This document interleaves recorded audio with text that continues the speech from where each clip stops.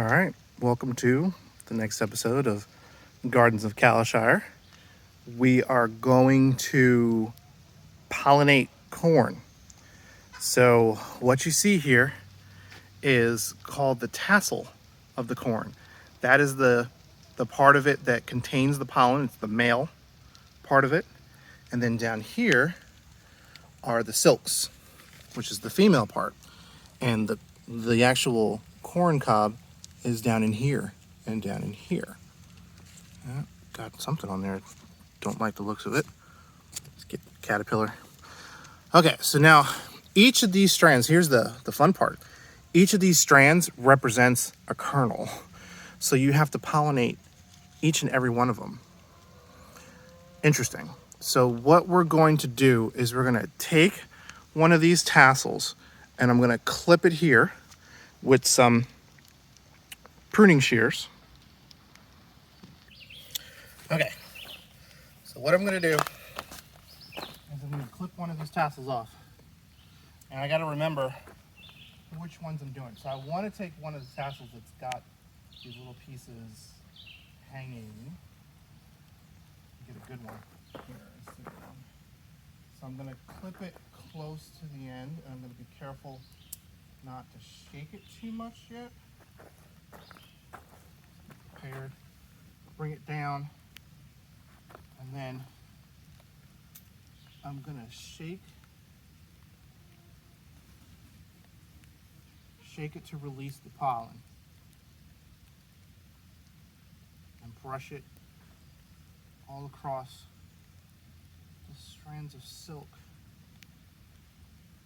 Each of these little pieces contains a ton of pollen. So what I want to do is I want to make sure that I'm getting as much of it as possible. And I'm looking to see that I'm doing it. And I'm just going to use this one for this one. So there's 2 ears on each stalk. Hopefully this will do it. Now it's also, I've learned, important to do this within the first 10 days of the emergence. I just saw some pollen shaking with the top one. Within the first 10 days of the emergence of the silk. Because after that, the pollination rates drop. Oh, definitely.